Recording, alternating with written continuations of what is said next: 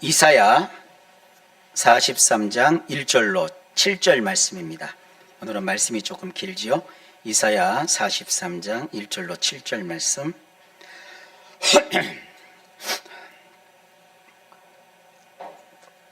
자, 이 말씀을 교독하겠습니다.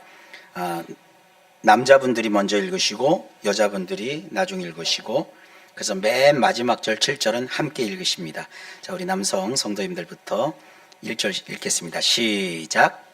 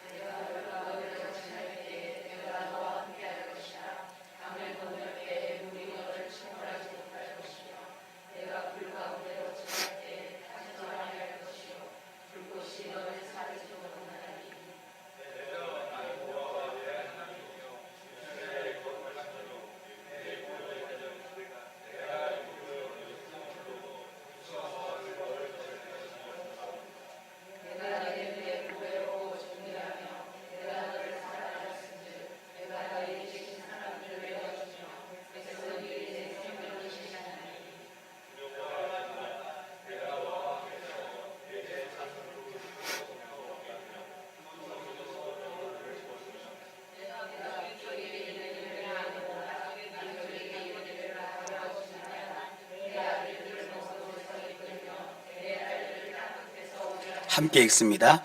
내 이름으로 불려지는 모든 자 위하여 창조한 자를 오게 하라. 그를 내가 지었고 그를 내가 만들었느니라. 아멘. 기도합니다.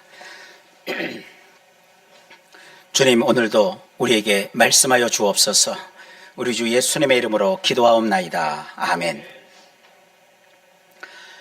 저는 오늘 이사야 43장 1절로 7절 말씀을 가지고 오리지널 신앙의 가치라는 제목으로 함께 주의 말씀을 증언하려고 합니다.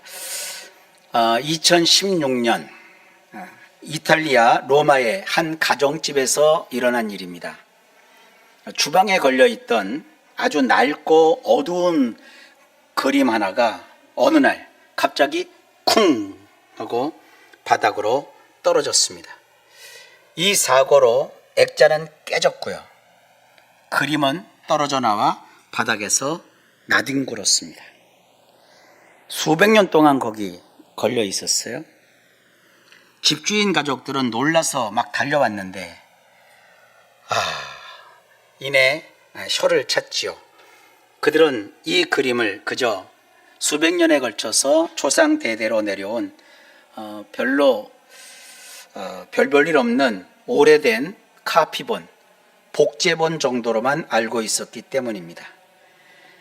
거기에 세월의 먼지와 또 덧칠되어 있는 바니시 광택제로 인해서 그림은 형체를 알아보기 힘들 정도로 시커멓게 변해 있던 그런 작품이었거든요. 우리 같으면 그냥 버릴 텐데, 그래도 이 좀 전통이 있는 이탈리아 로마에서는 오래됐잖아요.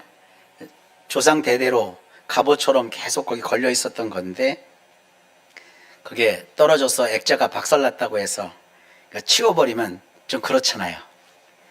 그래서 가족들이 그냥 액자나 고쳐서 다시 걸자. 그래서 그런 거 하는 데다가 이렇게 그 그림을 맡겼어요.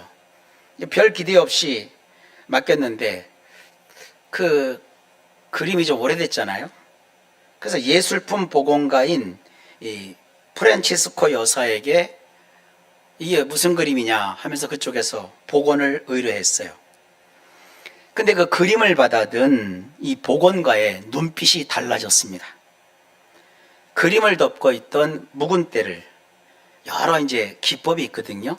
그런 기법을 통해서 조심스럽게 망가지지 않도록 제거해 나가던 그 복원가, 그 여인의 손이 막 떨리기 시작했어요. 시커먼 어둠 속에서 복원이 될수록 믿을 수 없이 영롱한 빛의 표현이 드러나기 시작하는 거예요. 이 화가의 기법 중에서 명암법이라는 게 있거든요. 그 그림 안에서 어두움과 빛이 극명하게 드러나기 시작하는 거예요. 복원가는 이게 보통 작품이 아니다라는 직감이 들었죠.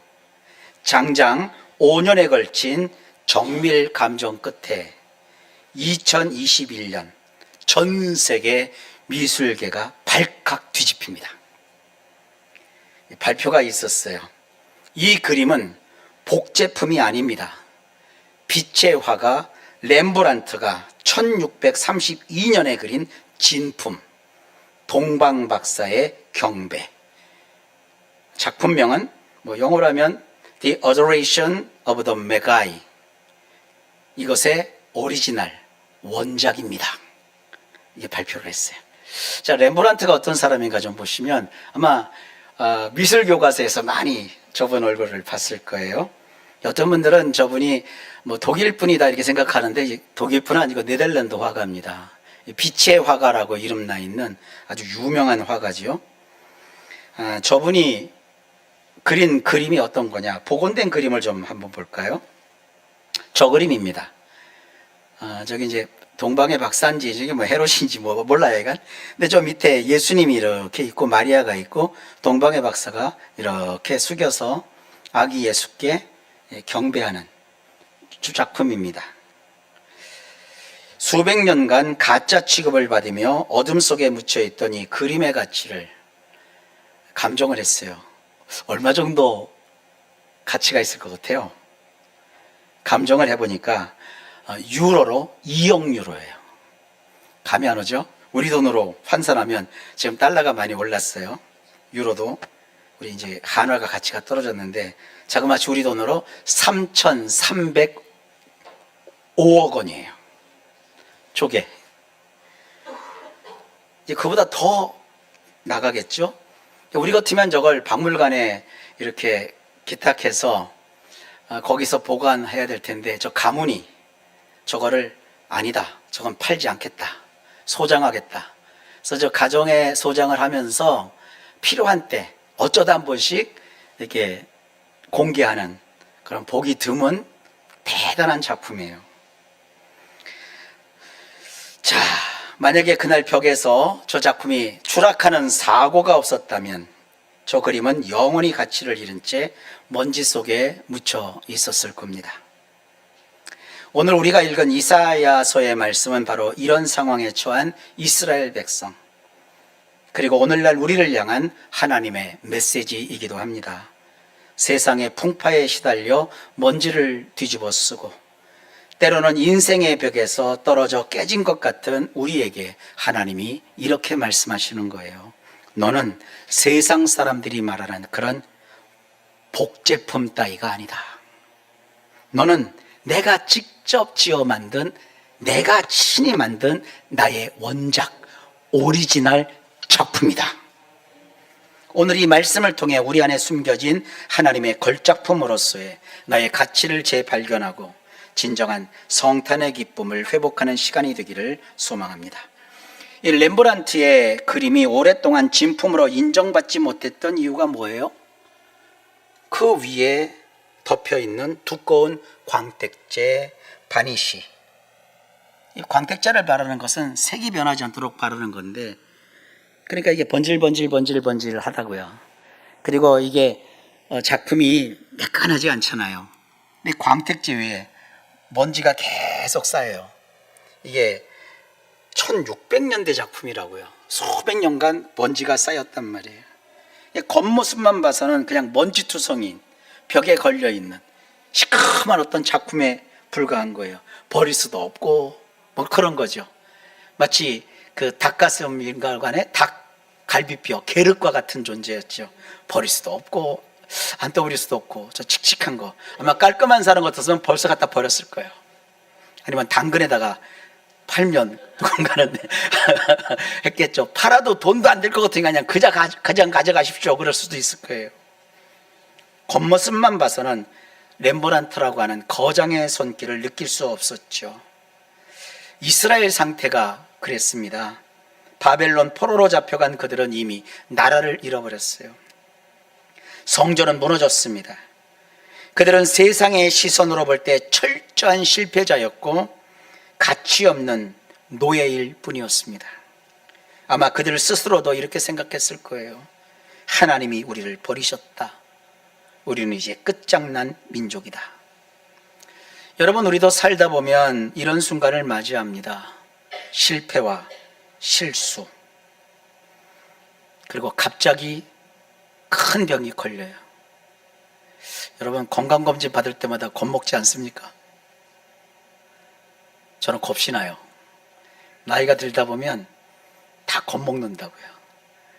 제일 무서운 게 대장 내시경, 그런 거 되게 겁먹잖아요. 혹은 다른 사람과의 비교, 이런 세상의 먼지 같은 덫을 때문에 내 영혼이 초라해 보일 때가 있습니다. 한때 우리도 꿈 많은 소녀였고 야망이 넘친 소년이었잖아요. 근데 세월 속에서 어느덧 먼지 낀 작품처럼 칙칙해지고 가치가 퇴색되지요. 다른 사람들을 보면 다 화려한 명화 같아요. 나만 벽구석에 걸린 낡은 복제품처럼 느껴질 때가 있습니다. 심지어 가족 안에서도 나이 들다 보면 존재감이 자꾸 사라져요. 세상은 끊임없이 우리에게 말하잖아요. 연봉이 어떻게 돼요? 몇 평짜리 아파트에서 사세요부터 자꾸 그런 것 갖고 사람의 등급을 매기잖아요. 하지만 여러분, 겉에 먼지가 묻었다고 해서 렘블란트 그림의 본질이 변했습니까? 아닙니다. 덧칠이 되어 있어도 그 속은 여전히 거장 렘브란트의 터치가 살아있는 그야말로 3,305억짜리 명작입니다. 오늘 본문 1절을 주목해 보십시오. 야곱아, 너를 창조하신 여호와께서 지금 말씀하시느니라.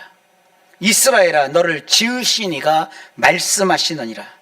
여기서 너를 지으신 이라는 표현은 히브리어 단어로 보면 아주 기가 막힌 단어예요. 이게 히브리 단어로 야짜르라는 단어인데, 이 야짜르라는 단어는 뭐냐?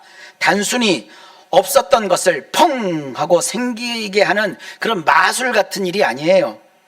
이것은 토기장이가 진흙으로 빚어서 그릇을 만들다, 예술가가 조각을 하여서 멋진 작품을 만들다, 화가가 아름다운 그림을 그리다, 그럴 때 쓰이는 단어가 이 야짜르라는 단어예요. 렘블란트가 동방의 박사의 경배를 그릴 때 붓을 한 번, 두 번 터치하면서 명암을 조절하고 인물의 표정에 생명을 불어넣었어요. 그 작품을 다시 한번 볼까요? 명암법이 뭐냐면, 저 작품을 보면 마치 조명을 비친 것 같잖아요. 중요한 인물에게 조명을 쫙 비친 것 같은 저런 효과가 있잖아요. 저게 명암법이라고 합니다. 명암법. 렘브란트는 저거의 대가였어요. 저번의 작품에서 저렇게 나머지는 어둡게 작품을 이렇게 처리하고 아주 중요한 대목에 저렇게 빛을 쏘인 것처럼, 스포트라이트를 준 것처럼 하는 것이 렘브란트의 아주 특별한 명암법이라는 기법이에요. 여러분, 하나님께서 우리를 만드실 때 기계로 찍어내듯 대충 만드신 것이 아닙니다. 하나님은 우리를 야짜르 하셨어요. 공장에서 그냥 대량으로 찍어낸 게 아니라 하나님의 작업실에서 한 작품 한 작품씩 하나님의 손으로 직접 빚으시고 다듬으시고 가장 독창적인 형상을 개개인에게 부여하셨습니다. 그래서 인간이 존귀한 거예요. 인간은 똑같지 않습니다. 어떤 사람은 인간을 이렇게 구분하더라고요. 가진 자와 못 가진 자. 세상은 부자와 부자가 아닌 자. 웃기는 구분법이에요. 또 옛날에는 인간을 무슨 양반 아니면 뭐 있잖아요. 무슨 놈. 그거 인간 그렇게 구분하면 안 돼요. 우리는 하나님이 얼마나 대단하신 분인가 하는 것은 겨울에 내리는 눈송이 하나하나를 보면서도 발견할 수 있어요. 세상에 떨어지는 그 눈송이 하나하나를 우리가 셀 수 없어요. 우리가 볼 때는 눈이 하얗게 내리는 것 같잖아요. 쌓인 눈덩이만 보잖아요. 그러나 그 눈을 보면 하나하나의 그 눈 입자가 똑같은 모양이 하나도 없어요. 창조주 하나님의 작품이 그렇게 섬세한 거예요. 우리는 어렸을 적부터 창조주 하나님에 대해서 배우면서 하나님이 마치 찰흙소조 하듯이 우리를 덕지덕지 이렇게 만들어갖고 인간이 되라 휙 해갖고 바람 불어갖고 사람이 딱 되는 줄 알아요. 그러나 우리를 지으신 하나님의 그 창조에 대해서 시편 기자는 말하면서 우리를 지으신 하나님의 솜씨는 신묘막측하다. 그리고 모태에서 어머니 태 중에서 나를 우리 성경에는 지으셨다 이렇게 되어 있는데 원문으로 보면 직조하셨다 이렇게 되어 있어요. 오늘날도 생명을 어머니 자궁에서 하나님이 직접 직조하세요. 우리의 그 세포가 얼마나 작습니까? 또 세포 하나만 있는 게 아니죠. 세포 속에는 여러 가지 요소가 있잖아요. 뭐 미토콘드리아도 있고 별별 요소가 거기 다 들어있잖아요. 그리고 DNA까지 있잖아요. DNA가 다 인간마다 다르잖아요. 그 하나하나 섬세한 요소까지 하나님이 다 섬세하게 계획하시고 만드셨다는 거예요. 그러니까 인간의 지식으로는 하나님을 어떻게 측량을 못해요. 그런 위대한 창조주 하나님이 우리를 다 만드시고 너는 내 것이라 말하고 있잖아요. 내가 너를 지었다고 말하잖아요. 너는 내 것이다. 너는 참으로 나의 걸작품이다 말씀하고 있잖아요. 근데 타락한 우리가 그런 하나님의 마음을 헤아리지를 못해요. 세상 사람들이 나에게 덧칠했던 거, 세상 사람들이 나에게 계속 날렸던 먼지가 잔뜩 쌓여서 그 모습이 나인 줄 알고 나의 못난 모습, 나의 상한 모습, 나의 깨진 모습 이러면서 스스로를 막 자학을 해요. 나는 왜 이렇게 가난하게 태어났어? 나는 왜 이렇게 재주가 없어? 나는 왜 이렇게 못났어? 자꾸 그런다고요. 아니요. 하나님 우리 한 사람 한 사람을 다 소중한 작품으로 만드셨어요. 주님이 직접 손으로 빚으셨고 다듬으셨어요. 세상은 겉모습을 보고 우리를 평가합니다. 렘브란트 작품에 보면 겉모습은 그냥 깨져버린 그 앞에 막아놓은 유리나 아니면 액자에 불과한 거예요. 액자가 깨졌다고 가치가 사라지던가요? 사람들은 우리의 그런 겉모습, 액자만 보고 우리를 평가하지만 우리를 빚으신 창조주는 우리 내면에 심겨진 하나님의 손길을 알아보십니다. 작가가 누구냐에 따라 작품의 가치가 결정되듯 온 우주의 마스터이신 하나님이 직접 친히 빚으셨기 때문에 여러분은 그 자체로 비교할 수 없는 명품입니다. 그림이 다시 가치를 인정받기 위해서는 반드시 거쳐야 되는 과정이 있었죠. 바로 복원입니다. 묵은 때를 기가 막힌 방법으로 벗겨내고, 묵은 때 벗기는 게 걸레 가지고 이렇게 한다고 되는 게 아니에요. 약품 처리를 하고 그 터치 하나하나가 손상되지 않도록 다 이렇게 하는 그 작업이 있어요. 이거는 보통 전문가가 아니면 못하는 거예요. 이런 복원할 수 있는 기술을 가진 자는 세계에서 몇 명 안 돼요. 그러니까 이 작품 하나를 복원하는데 장장 5년이라는 시간이 걸린 거예요. 그리고 덧칠되어 있던 이 바니쉬 광택제를 녹여내는 작업도 되게 그림 입장에서 볼 때는 고통스러운 과정일 수 있어요. 게다가 이 모든 일은 그림이 벽에서 떨어져 액자가 깨지는 아픔에서 시작되었다는 것도 중요합니다. 오늘 본문 2절을 보실까요? 네가 물 가운데로 지날 때에 내가 너와 함께 할 것이라. 강을 건널 때에 물이 너를 침몰하지 못할 것이며 네가 불 가운데로 지날 때에 타지도 아니할 것이요. 하나님은 우리에게 물도 없고 불도 없는 평탄한 꽃길만 걷게 하겠다 그렇게 말씀하지 않으셨어요. 오히려 우리가 물과 불을 통과할 것이라고 말씀하십니다. 때로는 우리 인생이 벽에서 떨어지는 그림처럼 추락하는 것 같고 뜨거운 불 속에 던져지는 것 같은 시련도 겪습니다. 하는 일이 꺾이는 일이 발생하고 건강을 잃기도 하고 인간관계가 깨지는 순간들이 찾아오기도 합니다. 우리는 그때 어떻게 반응하던가요? 많은 분들이 이렇게 반응하더라고요. 하나님 왜 나를 버리십니까? 왜 나를 이렇게 이 지경까지 떨어뜨리십니까? 근데 성경은 뭐라고 말하는 줄 아세요? 내가 너를 버리지도 아니하고 내가 너를 떠나지도 아니하리라.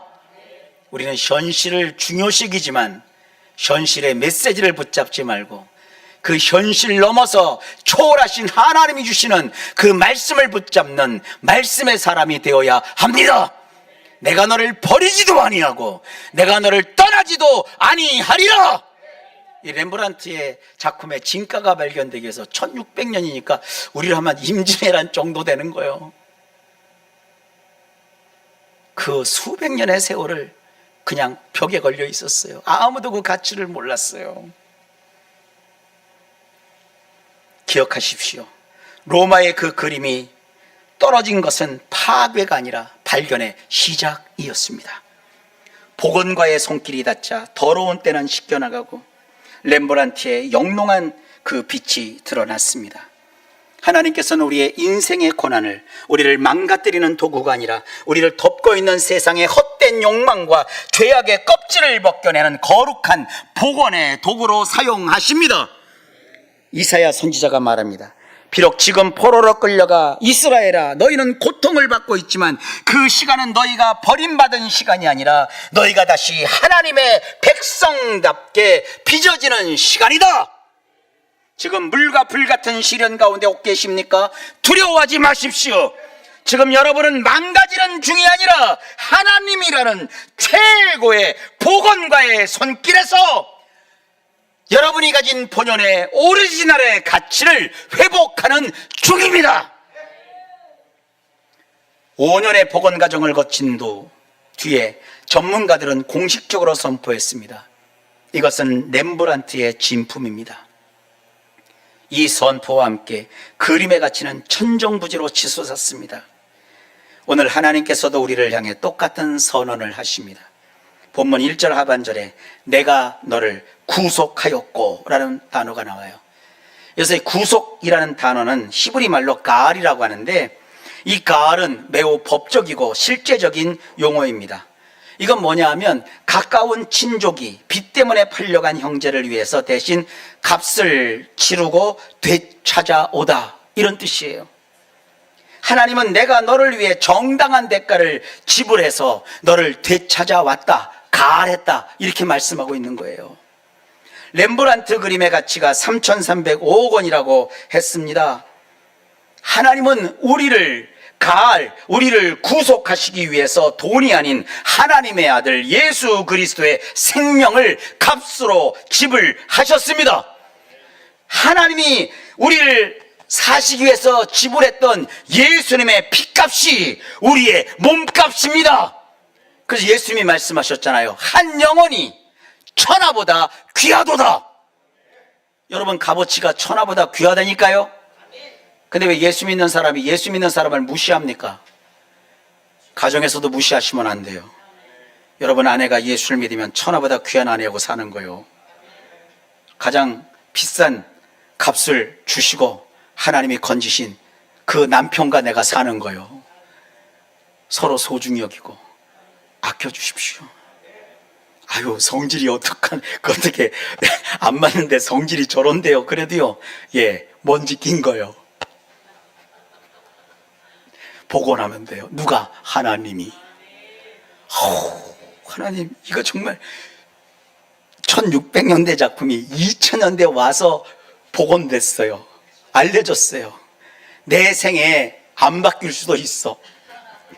그러니까 하나님이 하신다는 것만 알고 그냥 믿고 가라고. 그러니까 예수 믿는 사람은 믿음으로 사는 거예요. 여러분 우리 예수 믿는 사람은 그래서 세상이 감당을 못해요. 무너진 것 같죠? 끝난 것 같지요. 그때 믿음 포기하면 다 끝나요. 그러나 믿음을 붙잡으면 나중에 보세요. 불같이 일어나요. 하나님의 역사가 놀랍습니다. 사랑하는 성도 여러분, 하나님은 위대하신 우리의 창조주시고 그뿐만 아니라 망가지고 깨진 우리의 인생을 회복하시는 복원자이십니다. 그래서 4절에 이렇게 하나님은 벅찬 고백을 하십니다. 네가 내 눈에 보배롭고 존귀하며 내가 너를 사랑하였은즉. 이 보배롭다는 히브리어는 야카르라는 단어거든요. 이 야카르라는 단어는 뭐냐? 무겁다 이런 뜻이에요. 무겁다, 비중이 있다 이런 뜻에서 유래했습니다. 반대로 가치가 없는 것을 히브리 말로는 가볍다라는 식으로 표현을 해요. 바람에 날리는 겨와 같이 가벼운 존재 말입니다. 하지만 하나님은 말씀합니다. 너는 나에게 결코 가볍지 않다. 너는 내 아들의 생명 무게만큼이나 무겁고 귀중한 존재이다. 세상 사람들이 다 나를 무시해도 하나님은 결코 나를 무시하지 않습니다. 세상 사람들이 나를 몰라서 다 나를 외면하고 등을 돌린다고 해도 하나님은 결코 나를 등 돌려 외면하거나 그러지 않습니다. 그리고 존귀하다라고 했죠. 이 존귀하다라는 단어는 카바드라는 단어인데 영광스럽다라는 뜻이에요. 무게감 있게 대우를 받게 하시는 거예요. 창고 구석에 처박혀 있던 그림이 박물관의 가장 빛나는 자리로 옮겨져 존귀한 대우를 받게 되는 것처럼 하나님은 우리를 죄의 구덩이에서 건져내어 하나님의 영광스러운 자녀의 자리에 앉혀주셨습니다. 성탄절이 무엇입니까? 바로 이 하나님의 구속하심과 우리를 무게 있게 보시는, 이 보배롭게 여기시는 이 역사가 성취된 날입니다. 하나님께서 그토록 무겁고 귀하게 여기시는 여러분을 되찾으시기 위해서 예수님이 이 땅에 오셨습니다. 오셔서 예수님은 값을 치르셨습니다. 재밌게도 이 로마에서 발견된 렘브란트의 그림 제목이 동방박사의 경배입니다. 먼지를 털어내고 본래의 모습을 찾은 그 그림 속으로 한번 들어가 볼까요? 빛을 가장 많이 받고 있는 부분입니다. 동방의 박사 마리아. 근데 예수님이 저기서 대머리야. 근데 저 시대의 화가들은 너무너무 우리가 본받아야 돼요. 예수님 얼굴에 형체가 없어요. 밋밋해요. 안 그렸어요. 코도 안 그리고 눈도 안 그리고 눈썹도 안 그렸어요. 왜? 신이시기 때문에. 신은 인간이 형상할 수 있는 게 아니에요. 여러분이 상상하는 그런 예수님, 그 정도만 그렇게 한정된 그런 분이 아닙니다. 저 위대한 렘브란트 화가가 예수님의 형상을 그리지 않고 저게 예수님이다라고 알아보는 것만 이렇게 작품에 표현하고 거기다가 빛을 비춰진 것처럼 우리의 예수님을 눈으로 보여달라 하지 말고 말씀으로 오신 그 예수님을 여러분 믿음으로 받아서 확실히 믿으시기를 주의 이름으로 축복합니다. 베드로가 얘기했잖아요. 주는 그리스도시요 살아계신 하나님의 아들이시니이다. 그 믿음을 갖고 동방의 박사가 예수님을 경배하고 경외하잖아요. 아직 마리아는 이게 무슨 일이야? 깜짝 놀라고 있잖아요. 우리가 볼 건 마리아도 아니에요. 예수님입니다. 우리가 본받아야 될 것은 저 예수님께 엎드려 경배하는 저 동방의 박사의 저 겸손하고 주님을 경외하는 저 신앙심입니다. 이 그림이 복원되어 세상에 빛을 본 것처럼 예수님은 우리의 영혼에 묵은 때를 씻기시고 우리를 회복시켜 우리가 다시금 왕이신 하나님을 경배하는 자리에 서게 하십니다.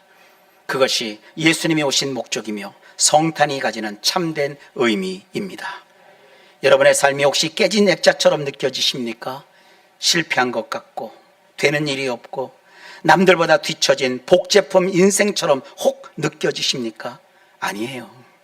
오늘 이사야 선지자를 통해 주신 하나님의 이 명백한 음성을 기억하십시오. 너는 내가 직접 빚은 나의 작품이다. 너는 내가 값을 치른 나의 소유이다. 너는 내 눈에는 보배로운 무게감을 가진 존재감이 있는 소중한 나의 오리지널이다. 이 성탄절 세상이 씌워놓은 비교와 열등감의 먼지를 털어내십시오. 그리고 우리를 찾으러 오신 아기 예수님 앞에서 회복된 오리지널 신앙의 가치를 품고 기쁨으로 경배를 드리는 저와 여러분이 되시기를 예수님의 이름으로 축원합니다. 기도합시다. 내가 너를 보배롭게 여겼고 존귀하게 여기노라.